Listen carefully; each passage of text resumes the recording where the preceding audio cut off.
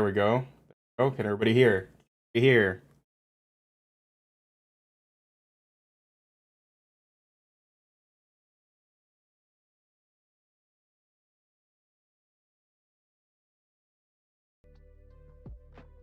What is going on, everybody? Little bit difficult to start us off. All right, just checking the audio. Can everybody hear? Can you guys hear? Words are coming out of my mouth. Okay, keep thinking. Oh, okay. Talk. Yes. Okay. Cool. Sorry about that, guys. Good afternoon. Good morning for some. If you just woke up like I did. Welcome to Dungeoneer's Pack Live. This is a weekly, every weekend show where we go over the latest news in D&D and then talk about topics help you guys in your game. This week I am joined again by my buddy Eric from Fryminis. Thank you for coming on. Howdy. Happy to be here. Thanks for having me. Yep. So we're going to be talking about reflavoring player options today, but as always, we're going to talk about D&D news first before we jump into the question of the week and the topic. But D&D has been like super dry. We have 3 months of books ending. So we have what is it? Wild Beyond the Witchlight, November. Strixhaven. Strixhaven in November. Between that, we got Fizzbands, Dragon Book. Not the Dragonomicon, but it's pretty darn close. and then first time on the channel, I'll be covering a story or a module because it has player options in it. But so yeah, I'll be covering a little bit of Wild Beyond the Witchlight because it has I think it's Haragon. Yeah, the bunny people. Bunny people, yeah. I'll be covering that. Hippity hoppity. Hopefully, they figure out the jump mechanic with it. That was a little on the UA when they. Agreed. All right. So, tell us about ReaperCon. This is our news for this week. Oh, yeah, man. Okay. So super excited for ReaperCon. In the chat, has anybody else ever been to ReaperCon? I'd love to know. So I really enjoy going to ReaperCon. It's in Denton, Texas, just outside of Dallas. Reaper minis, they make minis, some really great ones, some that are a little questionable. But at ReaperCon, it's their convention, happens every year. Last year was virtual, of course. You can go there. You can paint minis. They have a painting contest. I've won a bronze there. It's the first award I've ever won for painting minis. I'd love to win a silver this year. It's coming up real. You can play D&D. You can play all sorts of games. They have painting lessons and classes. It's really great. It's coming up at September 2nd, I think. Right? Yeah. So just not far away. Like what? About 2 weeks? Yeah. Yeah. So yeah, Julie and I go. We stay at the hotel. It's an Embassy Suites hotel. It's really nice. And we just hang out. And we play some D&D, we paint. This year, we're actually, not to toot my own horn, we're going to try something. Not 100% on it because it might not work out, but we plan to do some live streaming from ReaperCon. They have a bunch of tables that you can set up and paint at. We're going to set up in one of those tables and we're going to stream painting live from ReaperCon. And I plan to do some video, like not like a full documentary of ReaperCon, but a little in the weeds. Vlog style. Yeah, I'm really looking forward to it. It's a lot of fun. You get tons of free stuff. You've got tons of swag stuff that you can buy. It's just a really great time. I'm like, part of me is like, I'm glad like they're still kind of like they're trying to bring back events. I know with the pandemic's a little dicey. I'm very dicey. Yeah. That's a good word on that. I'm fully vaccinated. I'll have my mask on the whole time. And that's one of the reasons we're not playing, or I don't plan to play a lot of D&D, is to stay away from that main like area. And the room where the painting area is, it's the huge event hall. So we'll have a lot more distance between other people. But it's definitely on my mind. Yeah, it's like, because there is this itch to get back to normal, but it's like I want to see cons and stuff again. Like because eventually, like I want to go like meet up with you and then meet up with like all of our other YouTube buddies, like at like PAX and all those events that happen. A lot of fun stuff, and like PAX West is like one of the ones I always wanted to go to. I think that one's the one that's in Seattle. I've been to PAX South or whatever it is, the one in maybe San Antonio or somewhere. That was a lot of fun. But so Denton, for me, I'm in Dallas, right? Denton is like 45 minutes away. So if we get there and I'm not feeling it with like the safety and everything, it's no big deal. We've already have gotten all of our swag. I'll already have entered the painting contest, and we can just leave. Yeah, for me, I think the closest it's Comic-Con in San Diego is like the closest one to us on a regular basis. They started doing one locally here, because there's a comic shop owner, MetaHumans, here in Imperial County, Southern California. They're the owner, I believe, is a professional skateboarder, so he's connected various people in the comic book industry. So they've been bringing people in. No, not Tony Hawk. I'm not Tony Hawk here. What's going on, NPC? Thank you for joining in tonight, this afternoon. But howdy. Yeah, they've been bringing like former Power Rangers and just a bunch of different celebrities from different shows and sci-fi stuff, and some comic creators down to take pictures and sign and stuff. But other than that, there's like no RPG presence there. And then Comic-Con, well, they're like nothing, no hint of D&D, no like nothing. It's all Hollywood. Like a lot of that stuff got pushed out last 10 years. Yeah, so there are a bunch of conventions in the Dallas area and Texas in general. I'm pretty lucky with that regard, but this is because of the proximity, so we can bail if we need to. That's the only reason we're going to this one. For me, it's like that's a 2-hour drive up to San Diego, and 2-hour drive back. And if I can toss a little plug in, I did a video a little while ago about everything you need to know before you go to a convention, like best practices and like how you can have dry air. So if you have sinus issues, be alert. So check that video out. I will have a link on the VOD for you guys can check. Thanks. Yeah, cool. All right. Other than that, like the news is like I said we get earlier, there's 3 books coming on the way. I think after the 3 books happen, I'm expecting probably within this week we're gonna get a lot of PR ramping up Wild Beyond the Witchlight. But I think after the 3 books drop, and probably after maybe January, maybe late January, early February, we're gonna get probably a hint of the next book for. And then because next year we're getting 4 books guaranteed, 4 setting books guaranteed. We're getting 2 classics and then 2 brand new settings. That's a lot of content. And that's not including any other book that they're going to toss in between that, because it's very apparent now that they're not afraid to toss books. I think COVID happened because they did have to push stuff back, so I think that's why it's kind of going in that. Because I don't think we've ever seen where we get 3 books back to back like this, especially how it is right now. Yeah, the minis world, especially with WizKids, is in a similar boat where all these sets keep getting pushed back because of shipping issues and delays. So like Snowbound is barely, like, I did a review on it a couple weeks ago, but it's not like widely available yet. You can get it on Amazon, but you can't get it at your local store. And then there's this Pathfinder set, Bestiary Unleashed, that hasn't. We thought it was going to come out months ago, but still isn't out. So it's all over the place. I didn't even know the Pathfinders even. I love right. Yeah, I love the Pathfinder pre-painted ones because I don't know a lot about Pathfinder, so a lot of them are just crazy to me, but in like a really fun way. For whatever reason, I don't know if it still holds up now, but a lot of the pre-painted Pathfinder stuff looked a lot better, and they were both WizKids, but for whatever reason, it looked better than the D. Yeah, I don't know why.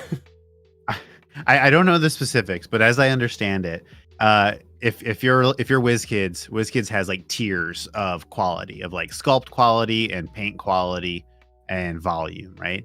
So you can be like, okay, hey, we're Pathfinder, we've got $1 million, so we want A tier sculpt quality, but we want B tier paint job, just as like made up. So you could bounce like that's like, interesting. And then the premium pre-painted, the premium ones you get in individual boxes. Yeah. So like that's like the best. So that's what makes me think that there are tiers internally. That's interesting. But I like what you're showing us here. This looks really cool. This is the Emerald dragon. They're introducing gem dragons in Fizzbands. So this is a full redesign. Older depictions of the Emerald Dragon are very rigid, and they're going for this very sleek look for it. I love this like snaky kind of like old school dragon look. Yeah, and honestly, it gives it this alien-ish vibe to it, which is I think makes it more distinct compared to the other dragon depictions. They're very reptilian. Yeah.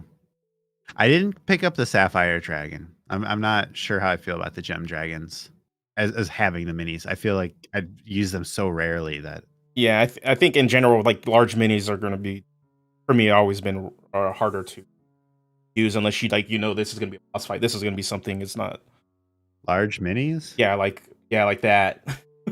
The Udak. Like you're gonna every time that's your fight every. Yeah. But with dragons, like if you get one big drag, like one of the gargantuans, or one of the huge, like you can say, okay, yeah, this one's white, but imagine it's red. You're still looking at a big old giant dragon. So I totally get you. Speaking of flavoring, we're gonna talk about reflavoring. We're gonna be talking about reflavoring player option. I love that art, by the way. Ooh, glow in the SWAT cat. Great idea. I doubt it'll glow in the dark, but that's fantastic. If you want to debase it and then put like some LEDs. Yeah. Or just get some glow in the dark paint and like do a coat. And thank you for jumping in, SWAT cat. Yeah, so let's talk about reflavoring player options.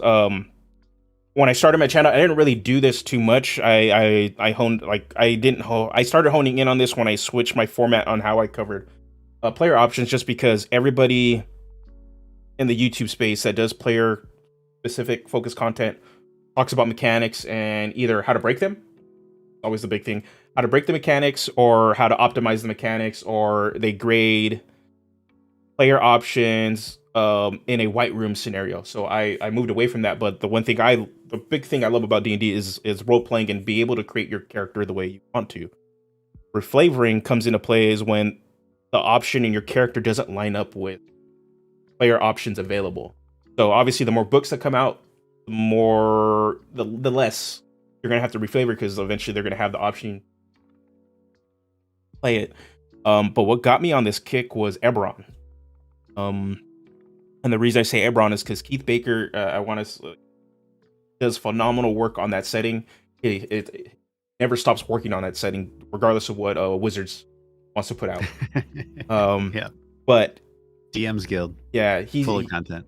He's been before those books, all he had was Player's Handbook, and there was no Artificer, nothing. And he had this whole series of articles on it's keithbaker.com, I believe, how to reflavor either the Warlock or Cleric and use the Cleric chassis as a Artificer if you wanted to play an Artificer in Eberron. And then that started to click to me. Like, well, why just stop there? Why don't like subclasses? There's certain subclasses that actually mechanically fit with a theme, but aren't necessarily the flavor of it if you take it as is. And then, of course, once I started thinking that, he had us. I looked back on his articles, and he has several of them how to like take. This was before they lifted the restriction off the Blade Singer, and Tasha's, and he said you can take the Blade Singer, and this is where it fits in Eberron. You can take a set of various player options, and this is where it fits, despite the lore that's in the base of the game. So, yeah, and then Eric, I had you on for the Undead Patron Warlock, and you had like an awesome reflavor that took the base themes of the subclass, but changed it. Something that was less undead, and then for Phoenix. Oh. In terms of your home games, how often do you do reflavoring? So none of my players have ever really looked for significant reflavoring with something like that. But I'm totally open to it. I think it's important that we establish reflavoring as non-mechanical, right? As just saying, oh, this looks different and it feels different. I see often oh yeah, you're burning hands. Yeah, go ahead. You can reflavor that to force. Now, like ultimately, is that damage difference going to make a huge like game breaking thing?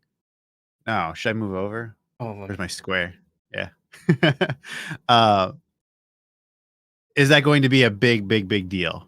No. Will that be a minor negligible power boost for the player going for something like going from poison damage or fire damage to force? Yes. Does that matter? Probably not. So go for it if it makes sense. Like for example, I one time I was a celestial warlock and I was like, man, I want to go in on this radiant stuff, right? But I don't want to sit around using sacred flame when Eldritch Blast has all this. so much better. This is one of the yeah. So my DM, I was like, can I change from force damage to radiant damage? And he was like, yes, but like there's a mechanical difference there, right? Because you get to add your charisma modifier when you do the radiant. So I was like, okay, what if we wipe that out? Because I would sacrifice that extra 5 for the whole flavor of it all. Theme, yep. Yep. Yeah, and right now in my Vernus game, one of my players, my buddy, he's playing a Tiefling Warlock, being packed, so he's just like super on brand with Avernus. But his patron is Levistus. Spoiler for those in my game if you guys are watching. But the hints are there. So it should have clicked. Levistus is is one of the archdevils that he is the 5th. He runs the 5th layer of hell, and it's completely made of ice. 100%. It's Stygia, I believe it is, and he is in prison in a ice by Asmodeus. So my player wanted to reflect that icy vibe, and instead of taking all the fire theme for Beanlock, he just kind of replaced ice, cold damage. Yeah. So I was like, yeah, it fits on theme. It's perfectly viable for that character. What we both didn't realize is that devils are damage resistant to ice, cold damage. But as opposed to being completely immune to fire damage, so it's like, well, it's a decent trade off. At least the spells can go in. So he has spells like Fireball, so it's Ice Ball. He just drops a whole chunk of ice on top of people. He did that a couple times last night. He was a little bummed out that it wasn't full damage, but I'm just like, well, on that. Patrons. Yeah, and that's a great point too about getting a way to override that. I mean, elemental adept, right? But you can also, as DM, I mean, I'm not telling you anything you don't already know. You can just get rid of that resistance. Maybe devils in this world just don't have that frost resistance. And what you're saying about swapping out those damage types with similar tiers of damage, totally would be on board. Unless it's poison. You all know that. Yeah. Wow. Yeah, unless it's poison needs the help. Yeah. But you all know those kind of players that's like, oh, can I let me take force, let me take psychic. Yeah. And that's the thing. Big caveat is always speak with your DM. That's about any reflavoring. Don't automatically go assume into your game that you're just going to do it. Obviously there might be if either depending on how they want to run the core games like Forgotten Realms or like the core settings Forgotten Realms, any of that stuff, or their homebrew setting you guys are playing in, there might be actual in-story reasons why you're not going to be allowed. Or they might encourage you to reflavor because certain class mechanics, certain classes, certain subclasses don't fit as written.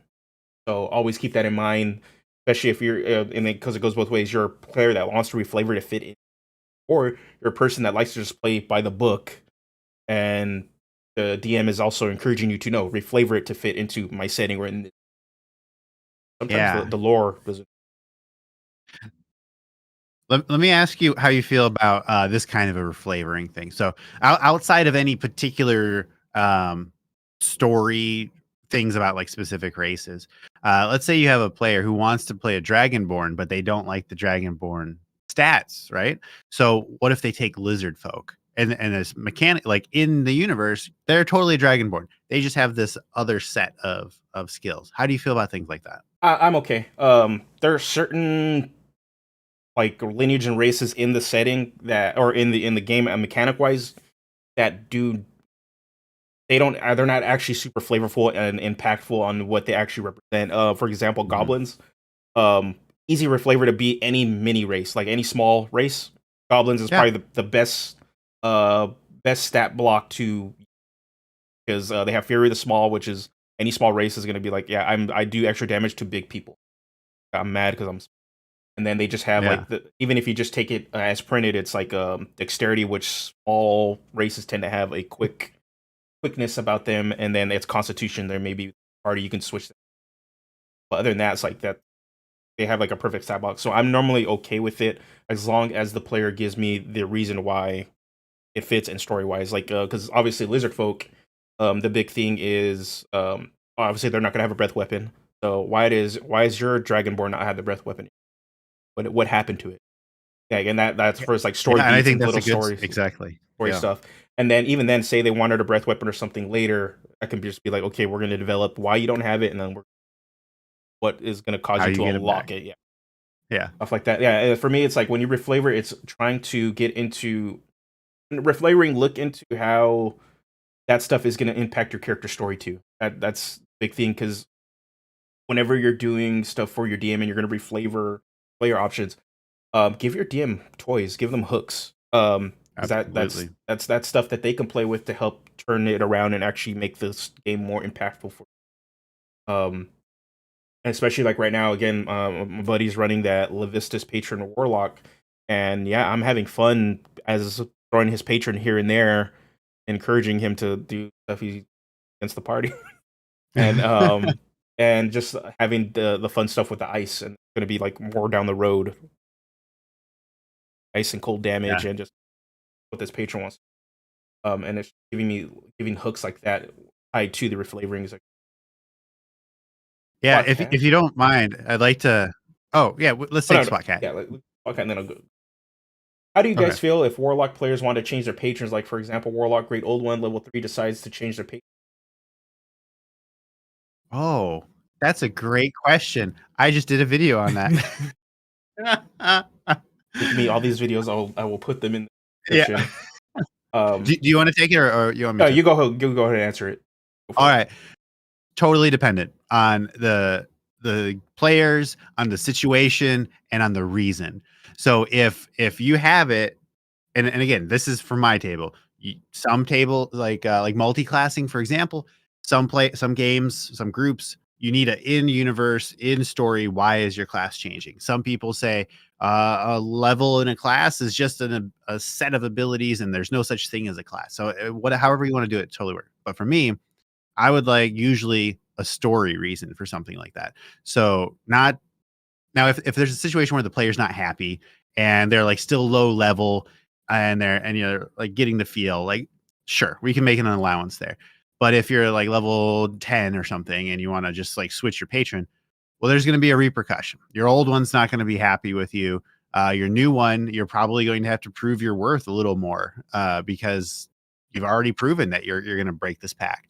So I think that is great to do that because then the player's trying the new thing they want to do, but you also have this whole new story that's just branched out of that. But the one thing to caution is there are always those people who just don't want to make change. They just want to tweak their character every single game. And I don't get to play a lot as player. So I often am like, oh man, I wish I would have done this. I wish I would have taken this character. Oh, maybe, hey DM, can you kill my character so I can bring in this next one? So so I don't think that's good behavior. Uh, but but yes, ultimately try to make it happen within reason. To double down on the DM stuff, you're right on the money. It's doing this from a DM perspective is cool, but allow the DM to set this up. Um, and also, but yeah, but don't like jump back and forth. Don't be like, okay, I'm gonna be Yeah. a genie this week, but then I still want to be a fiend the next week, and then just go back and forth. Um, Make sure your DM can seed this, because this is a good story development for your character and how it's going to influence the party, because you're switching from one patron to another, and that's Yeah. such just good story from a player perspective. obviously, if you're virtually unhappy with how this is playing out, obviously talk with your DM. You want to have a fun character to play because that's at the end of the game. At the end of the day, that's what it comes down to. Everybody wants to have fun. But also don't switch a lot. And also you try to pitch a story reason why your character would want to pursue another patron at this point. Like maybe the patron that, like you said, Great Old One, this Cthulhu-esque, is holding up their end of the bargain. You ask for power and they're like kind of just slumping on you. So look, maybe you are looking for other sources of power. Yeah, maybe you're scared of the Great Old One. Looking for a way out, or you're just looking for to just drop them from the get-go. But yeah, just consider that as a player, just be more mindful what Yeah. you're trying to do. Hey, Julie. Hey, fun is the priority. Yes. Yeah. So one of the things that I really do like about Adventurers League is that you can, up to like level 5, you can make any changes, right? And so yeah, you'll get, so like Moon Druid is like absurdly strong at low levels, but it dies off quickly, and then at 20, it's the best in the whole game. But so you might have that person who's like, oh, if I can change up to level 5, I'll level up as a Moon Druid and then just switch over to my Wizard. Like that's like, if you have that kind of a player, we have a totally different conversation we need to have. More on the optimization. Yeah. More on the optimization point. I'm gonna Yeah. jump into, because I almost forgot. Question of the week for everybody. So we're just gonna jump into this really quick. Okay. So I asked a question of the week. Specifically this topic: how have you or someone in your game reflavored a player option to play a character? Thank you for Rhinoceros Unicorn jumping in. So yeah, so how there's certain classes, certain stuff that actually asks to be reflavored, like the Artificer one. But a lot of you guys had some really sweet ideas on like what kind of characters you guys brought to the table that reflavored or adopted different options. Jalen Smith said, I play more traditional Viking warrior style barbarian who ate a special hallucinogenic mushroom whenever he entered a rage. When I found out there about the Spores Druid in Ravnica, I took a few levels as a way of him learning about his fungi and how to coat some of his more deadly mushrooms to appear. That honestly, that's actually just a cool character in general. There's this there's this image in the Magic. One of the sets is Throne of Eldraine. There's a goblin that has a giant mushroom in his hand, like he's trying to like feed you it and hand it to you, and this is what it reminds me of. Except it's not Viking. Yeah, you want to get high. But yeah, that's actually really cool, and that's a good way to like take to reflavor and then find your option that pairs with it, and then for story reasons, because Spore Druid isn't as optimal as it could be, and just still including it into your. Awesome job there, Jalen. John Ebron said, before College of Spirits Bard, I played a Hex Blade Warlock and flavored my Taroko deck as my Hex Blade weapon. I would fan out the cards for melee slashing damage, and Eldritch Blast would look like throwing cards. That is super sweet. You got a little Gambit vibe and a Yu-Gi-Oh vibe. You got both of those hitting that are near and dear.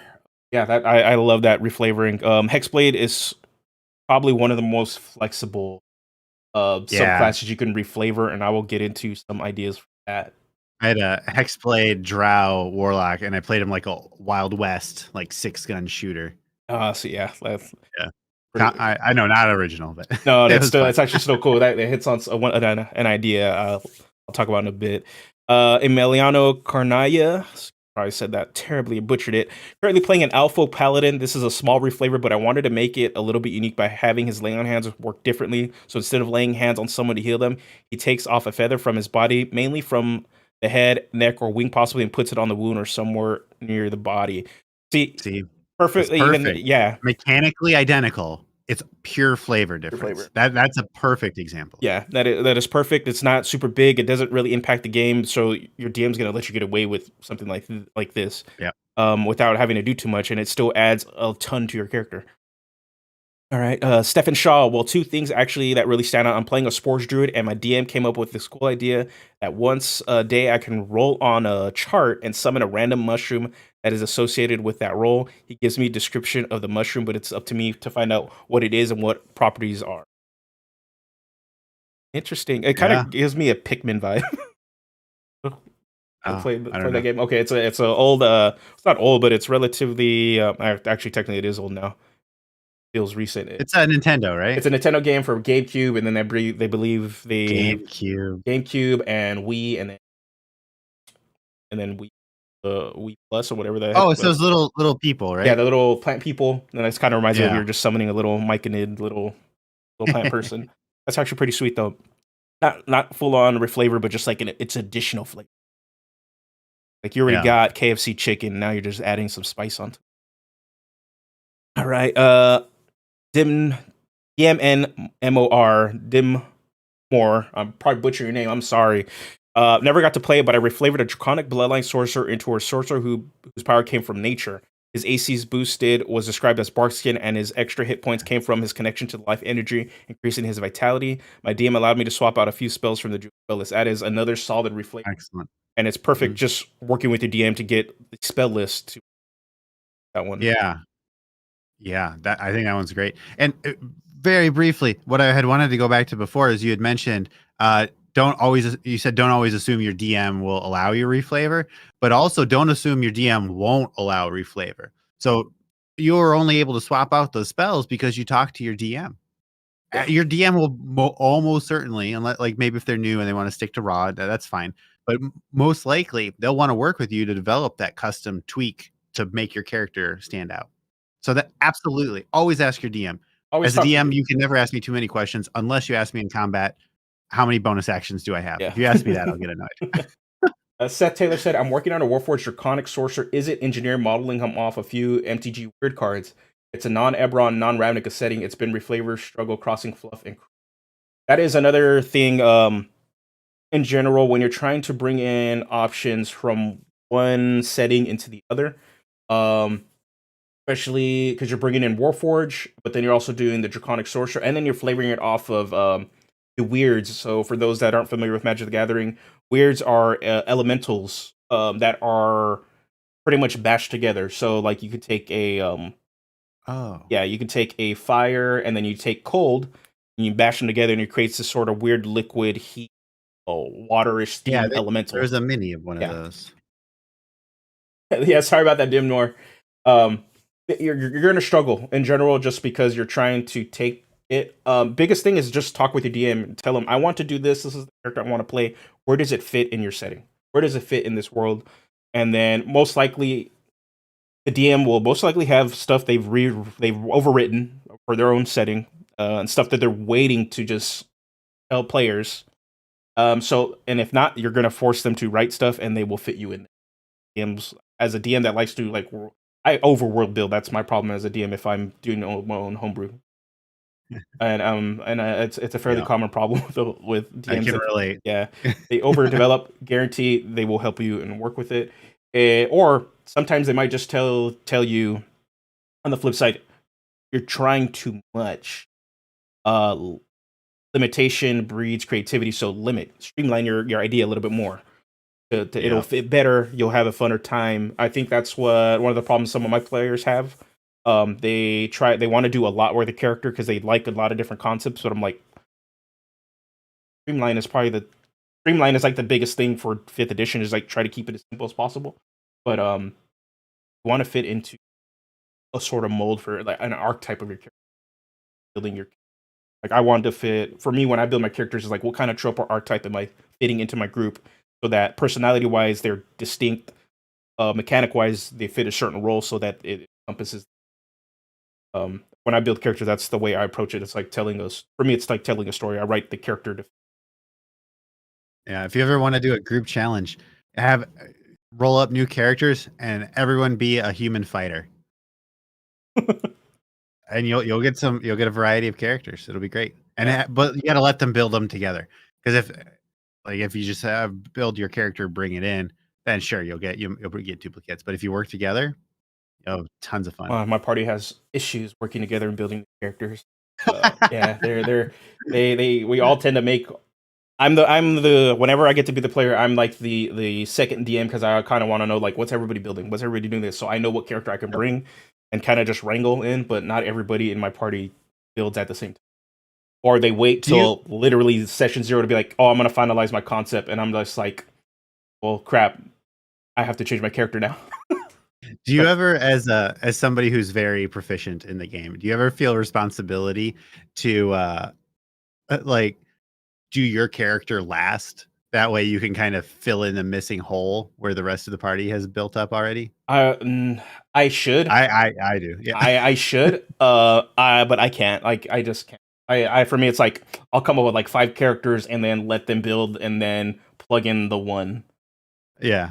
Plug in the one that just fits personality wise and mechanically. And if any of those 5 don't work, I will take aspects of one of those 5 of each and then bash them together and then create the character and fit them in.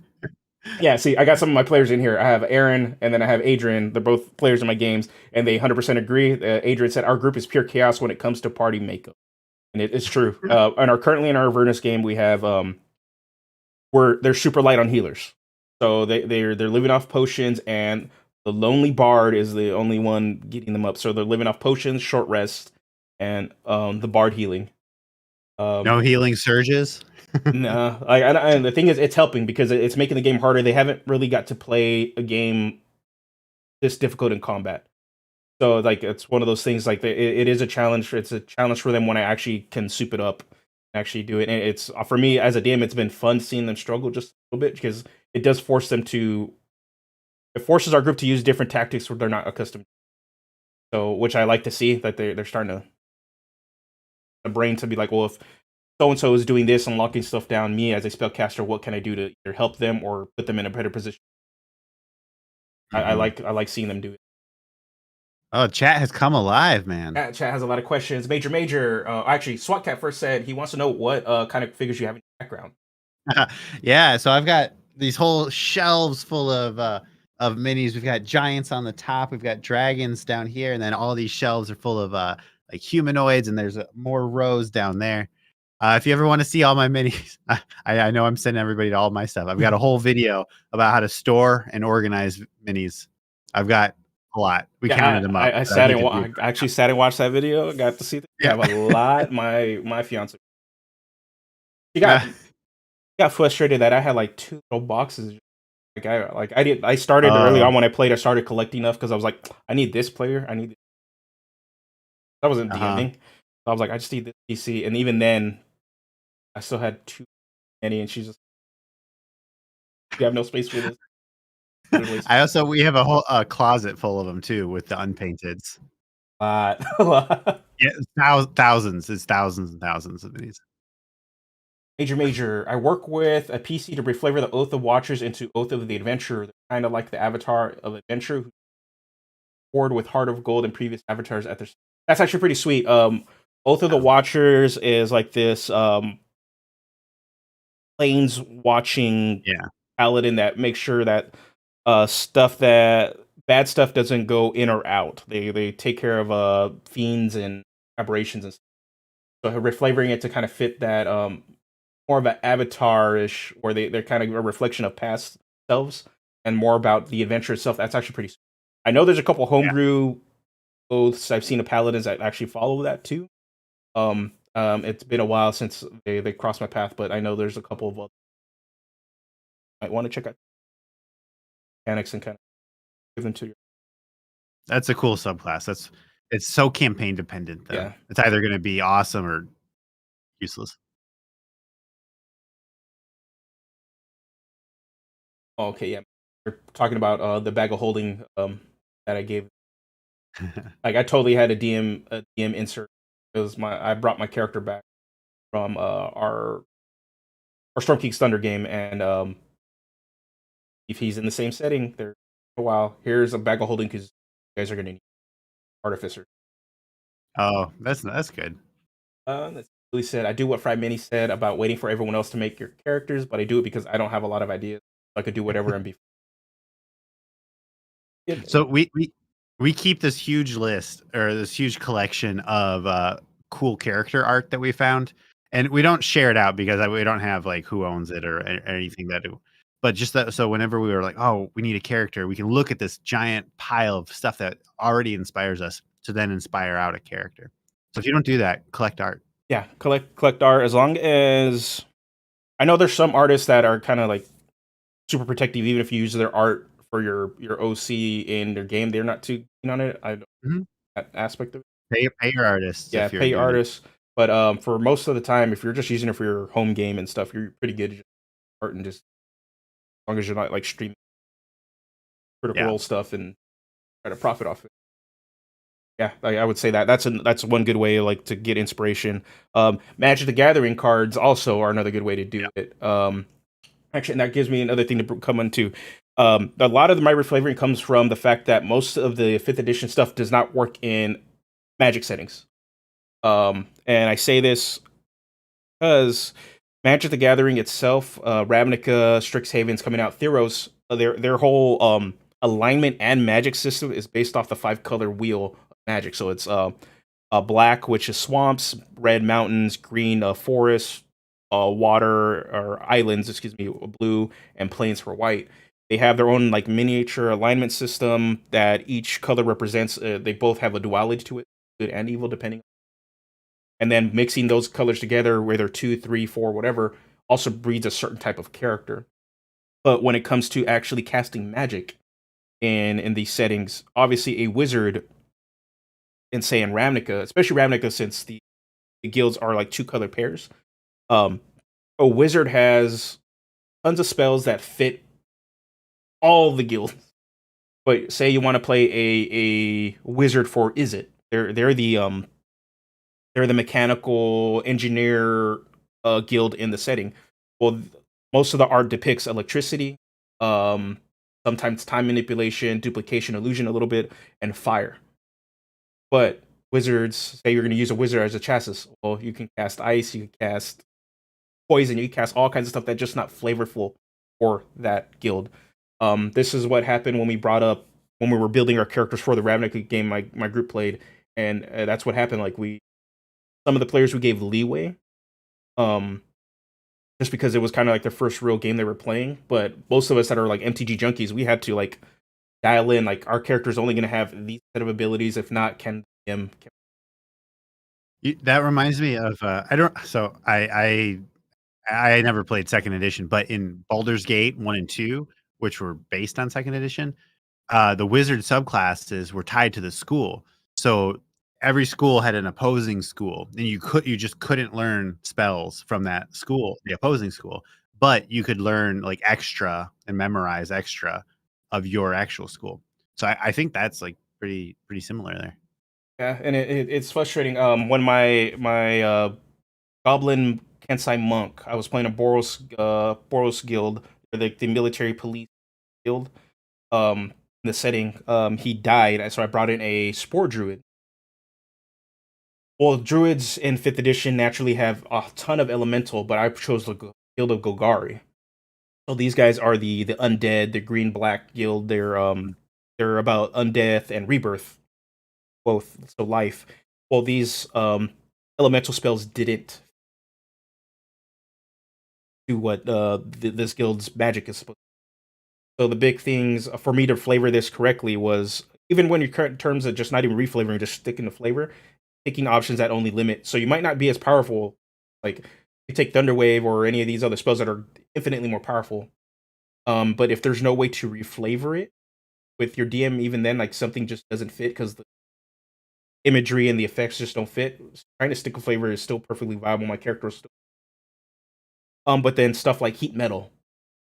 I took inspiration from a card, and I'm a bad Magic player because it's a very prominent card. But it instead of heating metal, it was like rotting, rusting it, Oh, wow. aging it. So that's why I just turned that into that. So the person was kind of like armor for a bit, stuff like that. Ravnica, all the magic settings are very, very heavily. You have to heavily reflavor, um, just because of how magic is so broad and fit. For players looking into Strixhaven, you're gonna have to be doing this a lot, just because Strixhaven follows the same sort of color pair alignment that Ravnica does. So so students from a specific school are only going to study specific kinds of magic, only certain spells and stuff that actually fit. Um, Yeah. I I would recommend rewarding your players. So if your player, let's say you're ice mage or whatever, and yeah, you could reflavor everything into ice ball, chili hands, and all that stuff.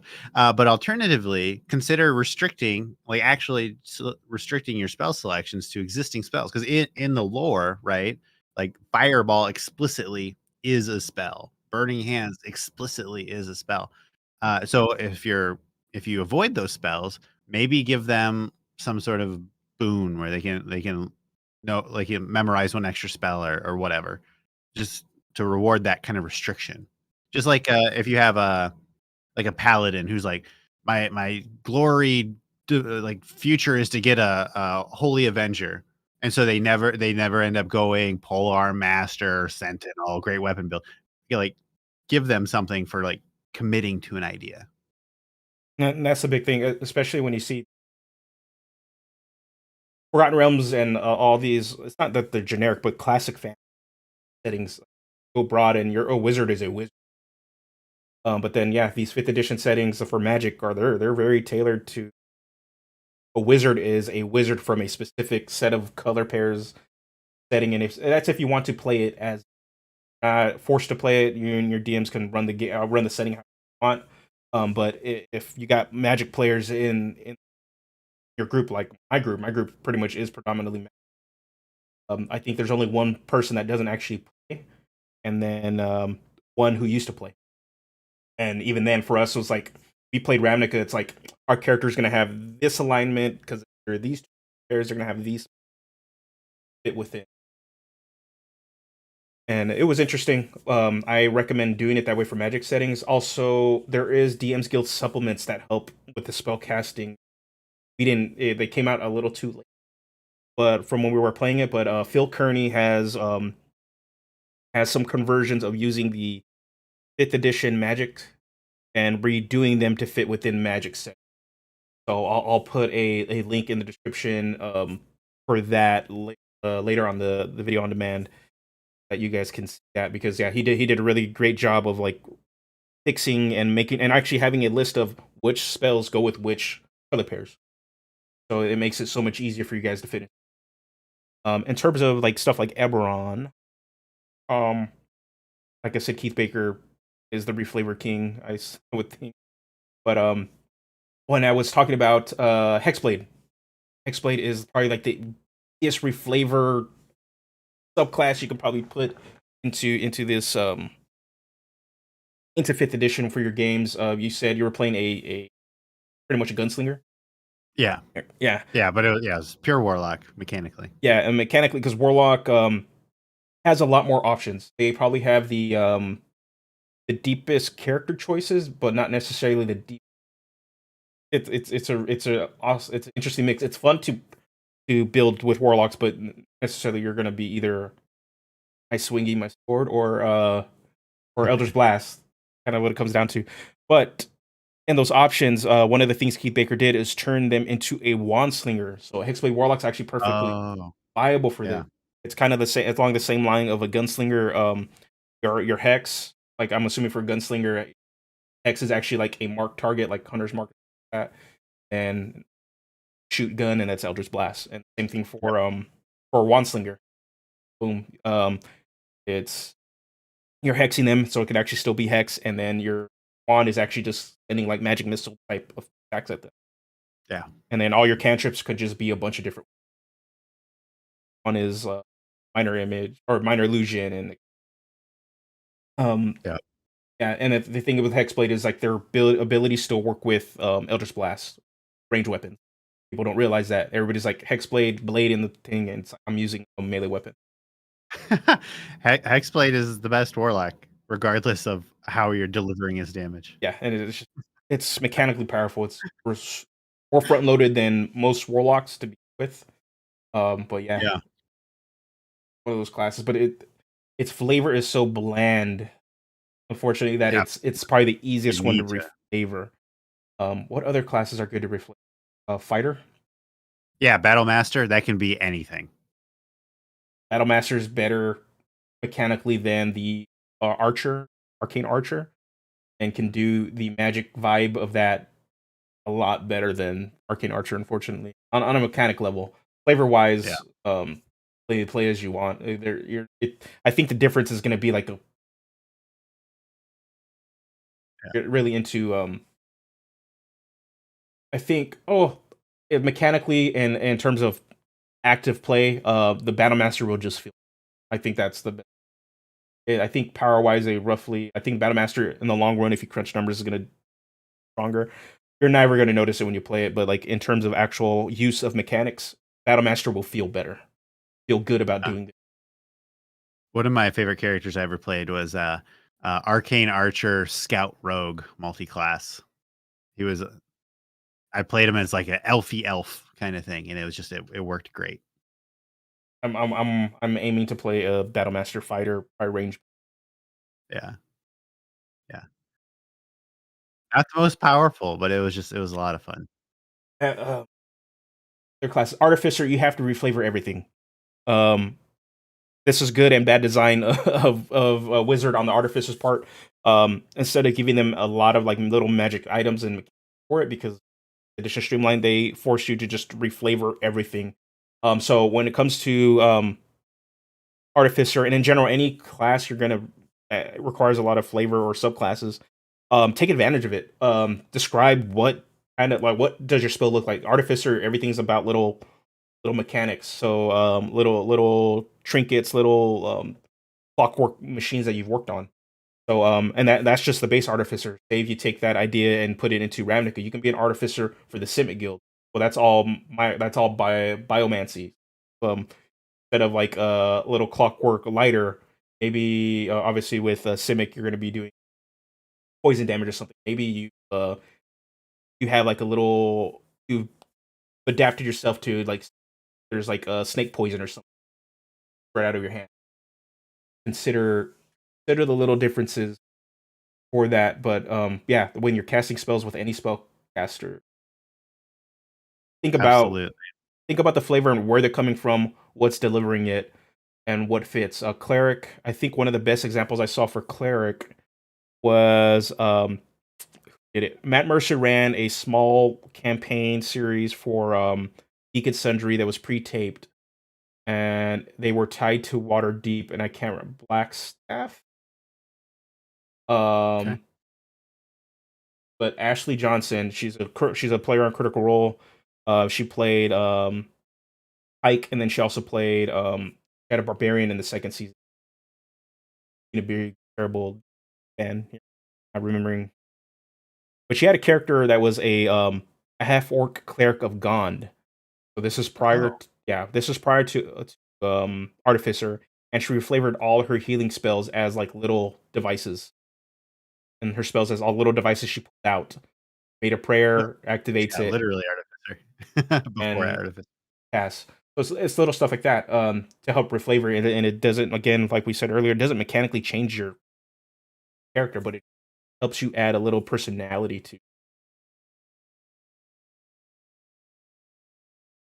Major.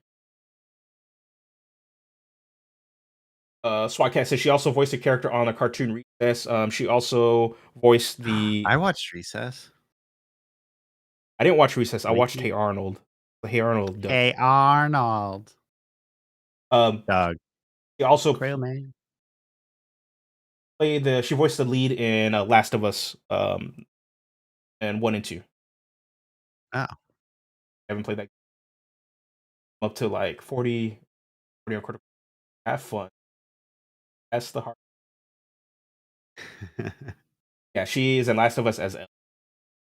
All right, I think time to look at build. Jump into this. Okay, let me pull up your guys's. So this one's a little bit tougher. Obviously, I've been more specific and broader on, or more specific on the other ones where you guys were pretty much went wild. This one, not too many responses, but also I was way more, or was way too broad, and I apologize for that. But yeah, pretty much take any character option and just flavor it. Take one option and make it something that it's not. So Kevin Smith, not the Kevin Smith, but it's Kevin Smith. One of my favorite characters I ever built but never played was the concept of a character called the Shaman from For Honor. I took a few levels in Rogue and rest in Barbarian. Reflavor the Barbarian Rage as a honed in Sixth Sense. Took half damage by foreseeing the blows of making them glancing or invading them. The Rage was an adrenaline rush, super sense like Sherlock Holmes does it. It seems like super fun. Yeah, I like it. yeah. Actually, after this, we'll talk about Barbarian. Rage is a really interesting mechanic too. Like, right, Galen Smith, race Warforge, armor artificer 5, conjuration wizard 3, major abilities, minor conjuration, arcane armor, unseen servant, mage hand, observant feat, taking a lot of heavily illusion based spells. So this is Inspector Gadget, he says. So, once just another Warforged house cannon shipped out as a support unit for the last war. It was found badly damaged on the battlefield, where a curious gnome brought the fallen construct home to rebuild it, given a new name and upgrade parts. Gizmo, the Warforged wanderer, wandered around a bit and passed the time reading pulp detective stories, feeling he'd be good at it. Gizmo's various parts were augmented to produce various items for the resupplying soldiers. Minor conjuration, that's where that comes in. Multiple extendable limbs, mage hand, and unseen servant. That's a sweet way to use unseen servant. And sharp telescopic eyes, the observant feat. He makes a living as an adventurer and the head of a Gumshoe Gizmos detective agency. That is super super sweet. Perfectly fits Ebron and still does it in a fun Saturday morning cartoon way. Let's see. Johnny Ball used a lurker in the deep Warlock to reflavor it as a symbiote, and also used the Psyblade Rogue. So I pretty much made a Psylocke Venom hybrid. Oh my god, yeah.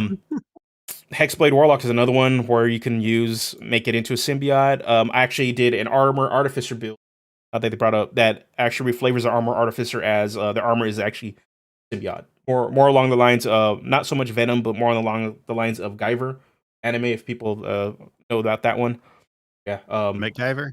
No, not MacGyver. But you can play an artificer as MacGyver. Richard Dean Anderson, sign me up. Actually, you bring that up. Keith Baker in Exploring Ebron. You guys haven't picked up. It's a better Ebron book, source book for 5th edition than, fortunately, one that Wizards released. There is a subclass for Artificer called the Maverick that pretty much is MacGyver. So yeah, so I recommend that one if you really want to play that sort of archetype. You're building your stuff on the fly to. Joseph Dunn, Hexblade Warlock. Instead of an otherworldly patron gifting the weapon to the Hexblade, Hexblade is a weapon created by one's very own soul, like Bleach.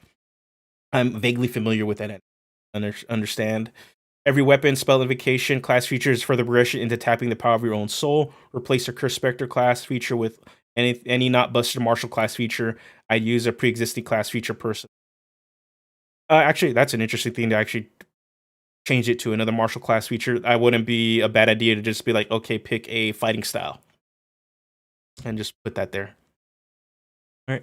Again, thank you guys for submitting these and also for the question of the week. If you guys want to submit for next week, I will have the topics posted on the community page and on what else do I on community page on the Discord and separate threads that I'm using there for now.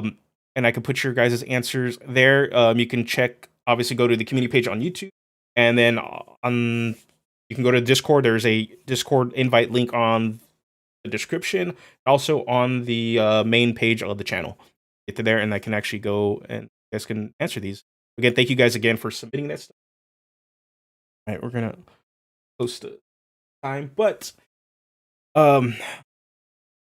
quick, any other subclass or mechanics you think are like super flavor that are easy to reflavor?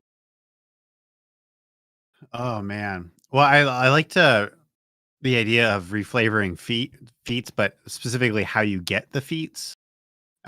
Sometimes, like, of course you can pick it at your ASI level or whatever.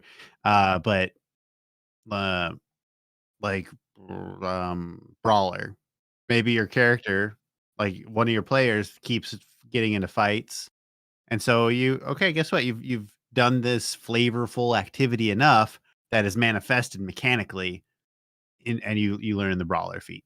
So, something like that, I think there's a lot of opportunity around. Yeah, like for me, I think my players are like the ones that are like heavily into the for feats. My brother's done a Mm. really good job of like incorporating it into a character.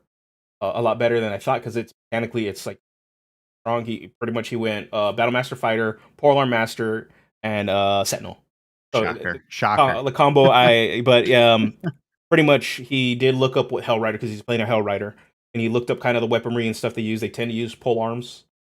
He made sure that his character in the backstory was like he was on the front line. He was a defender. He was one of the guys that actually fighting. So it just fit with the character, and it lets him play into character a lot better. Mechanically, he's stupid strong, um, but it does he plays it really well. Same thing with my buddy who's playing an ASMR Rune Knight. We actually flavored his runes and stuff as not belonging to giants. They belong to a race of celestial giants. That call them the Elohim. He pulls stuff and but yeah, we flavored it a little bit to make it still tie into his ASMR background to be cool. So instead of like actual ruins that are like carved in pretty much Nordic, they're actually celestial symbols. That's cool. And then flavored it that way.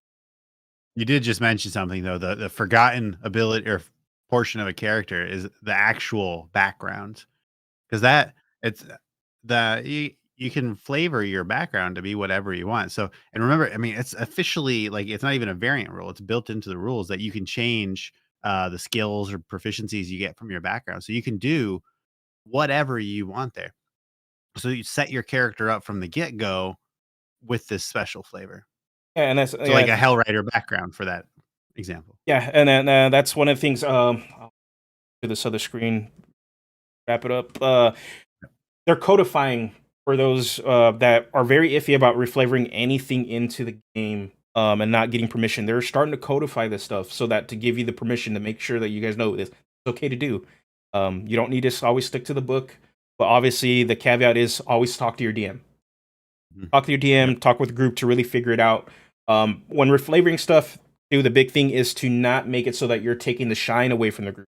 It's more so how does it empower your character, but also how does it fit well into the group so that everybody gets their chance to shine in the light. Because your character should not be good at everything. Collaborative game, so your character should be good at something. Shouldn't be good at everything. Unless they're level 20. It's a level 20 bard, you can be good at everything. Yeah. But yeah, so they're codifying this, personalizing your spells, and it's like what we've talked about earlier is changing damage type as drastic as that, or just changing how it looks.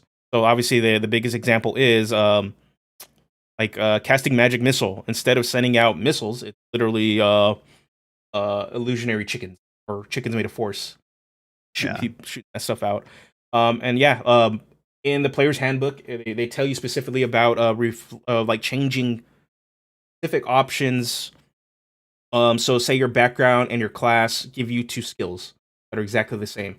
Player's handbook tells you specifically change it to something you want. Change it to something else. Work with the DM to change the features to fit the character. People forget about this. It's super overglance. The DM kind of just says, "Well, just pick something else." And not pick something else within your class, pick something else, another skill from your class, and keep kind of aligned. Digging into the rules, and it's in there. You get to it straight up says pick something else that fits the character, whatever you want. Whatever if it's another skill you want, pick a different skill. Yep. So again, talk to your DM. The DM may not know. The biggest thing though is never argue with the DM or argue with anybody about these options. You don't need to be a rules lawyer when it comes to stuff. And it's like, well, in Tasha's it tells me I can do this. There's a huge difference between arguing with somebody and pointing out a gap in knowledge. And like if you're polite and maybe you do it after the game, so like in the middle of the game, just go with whatever the DM says, and then afterwards follow up with them privately and have a conversation. And that's always a big thing. Always communication is super key in obviously in group collaborative games, and it's not just basic communication. Actual I think the big thing in the D&D YouTube space is obviously we all preach communication, but it's the kind of communication you need to do too. That can be a whole other topic on its own, of like how to actually talk to people. D&D, that's just Yeah. But it's approach with care, caution, and biggest skill you're going to need with this is listening. DM may as a DM, listen to the player and try to figure out exactly. Don't listen to necessarily try to figure out the intent is the big thing. Intent versus um necessarily what they're trying to say, because sometimes a player or a person in general will say something but they don't necessarily mean it. Yeah, and people can be nervous to ask for reflavor to like oh I'm just one of the players. I don't want to take up my DM's time like that. People do that, and I mean, okay, but as DM, you're absolutely not taking up like wasting my time. This is what I want to talk to you about. Please come forward. You're like you this we're not this isn't like a 40-person game. This is like at most reasonably like a 7-person game generally. And like we're all it's a small enough group that everybody gets to be special. The big thing is obviously if you're not playing with your group that you've built a relationship, I can understand the Mhm. apprehension. But that's session zeros, continuous session zeros, just kind of like establishing the line of communication to talk and just kind of figure things out. Is key, especially when trying to build a relationship. This goes back to another topic I covered about building trust and building party cohesion out of the game. There is a VOD on that. You guys can check that one out. But that's a big thing is just open the line of communication. Get your reflavor to make sure you. The biggest thing is to play the character you want to play to the extent it doesn't remove the enjoyment of the other. Doesn't destroy. I think when it comes to reflavoring stuff, there's a big push for it, especially from the more roleplay centered side of the YouTube and content creator space, which is 100% awesome.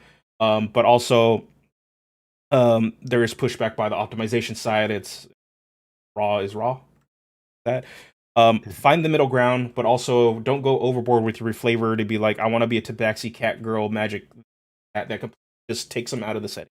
Like, don't do that. Play the setting. The setting has a limit for a reason, and you're gonna have a better enjoyment of putting your character into the game, your flavoring to fit the setting, so that your DM knows what to do with you and can give you more hooks, more things for you as a player to play with. And if you're the more you're kind of flavored into, um, the more your character feels real and more in the setting, and more they make sense, and more that the world's gonna interact with it. Absolutely. I think I see it too much, even in online and just in general online space stuff where player has their OC, want to play their character, which is perfectly fine, but it doesn't necessarily fit in every. Yeah. Keep that in mind when you're reflavoring. Make a character and flavor it to fit. Biggest advice is fit the settings so that the game is then tailored back to you. Cyclical.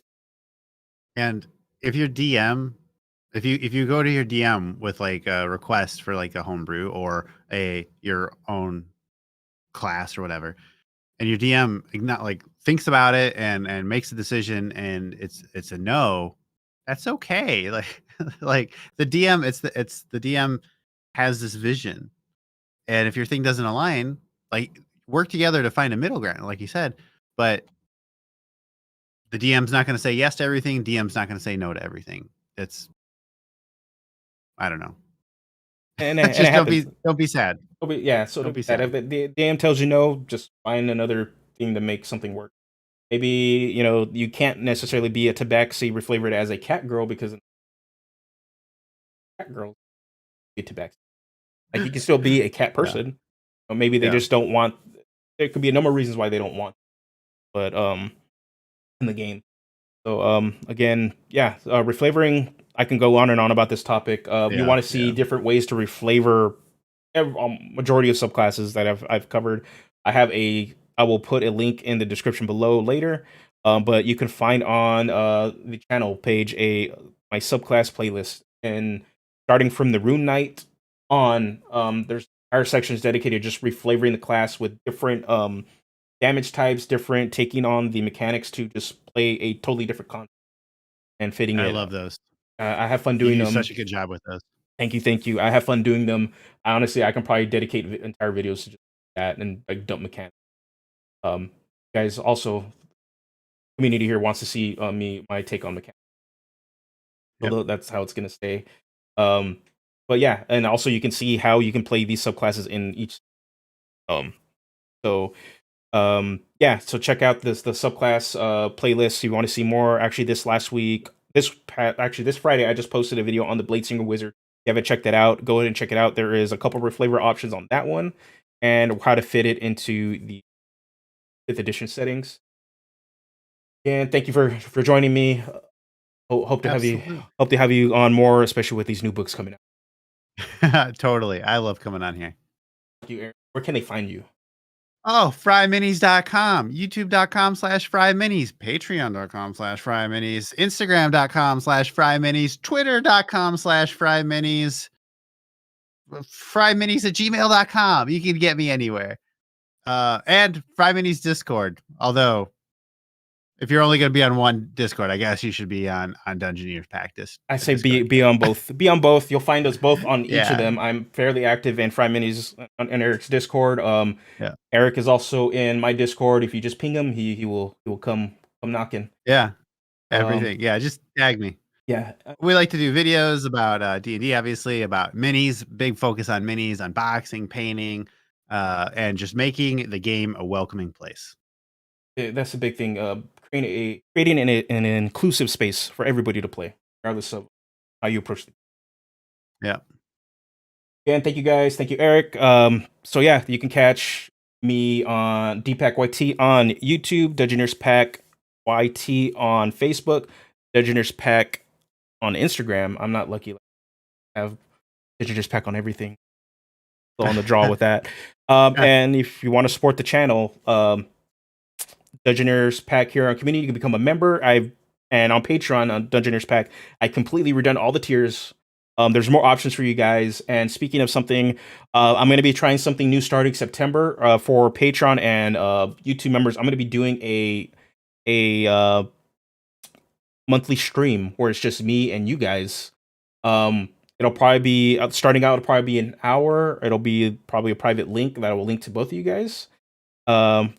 And it'll be through YouTube, and we're gonna just start off as like Q&A, but eventually I would like to like maybe do like community all, not necessarily D&D community games because I can barely juggle doing YouTube and running my Avernus game. But it'd be more like if you guys want to play Baldur's Gate 3 together, any other video game in general, I'm game as long as I have it, and not just Q&A or maybe like character builds, or maybe I'll just hop in and be like, hey, I'm gonna do some work on this class.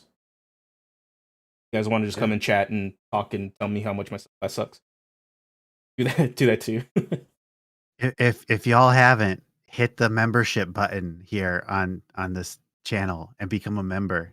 Do it on Fryminis too. Where did I won't say no. Yeah, but you get this cool shape. Yeah, pretty much. Yeah. On YouTube, you'll get access to all these fun or what's it called, emotes that I've done. I'm gonna do badges for them. They start off as a $1 tier. Same thing on Patreon. There's a $1 tier now, so you can $1. It helps support the channel, helps attribute to me upgrading stuff, and just help eventually maybe just whatever so happens. Heck yeah, the dream. Cat asks before we go, I answer this last question. Where did I get my hat? I got my hat on threadless.com. It should still be on there. Threadless is a really, really awesome site where they just allow artists to submit custom designs and people vote on them, and then they turn them into cool. I actually need a new hat because this kind of actually already busted. Oh, I could recommend a Fryminis hat. Streamlabs.com/Fryminis. I need to set that up. I need to set it up for you do. For Dungeoneers Pack. Again, thank you guys for showing up. Next week, I will put up a vote to see what you guys want to talk about. This one, Reflavor, came up because somebody suggested it, and I really liked it on the last poll I did. I think maybe, I don't know. I'm itching to talk about like just backgrounds and like making and backgrounds and getting resources to make the perfect background. Oh yeah. Background, the background feature, that can be a challenge of balancing because it's so easy to go too mechanically strong or not. Yeah, so I maybe I'll put up a poll, whatever you guys vote. There was some stuff that got voted on pretty high last time. And again, this won't be the last time I talk about reflavoring or any other topics. I'll probably continue to bring these topics up again to talk with Eric again and other of our content creator friends to talk about this because everybody has a different perspective. So it's interesting to bring him in, and also I probably will have my definitive take that is nice edited for you guys to watch on these topics as well in the future. I'm just kind of getting through. I'm getting mentally prepared for these books that are coming out, where they're going to be chock full of player options. So yeah. So again, thank you guys for showing up. I'll see you guys again next Sunday. If you haven't again checked out Eric's channel, Fryminis, on YouTube. If you guys haven't checked out my video on the Bladesinger Wizard, I almost said Warlock, Bladesinger Wizard. Check that one out. It's an interesting idea. And again, till next time, guys, you guys have a good one and take care. Thank you. Bye, everybody.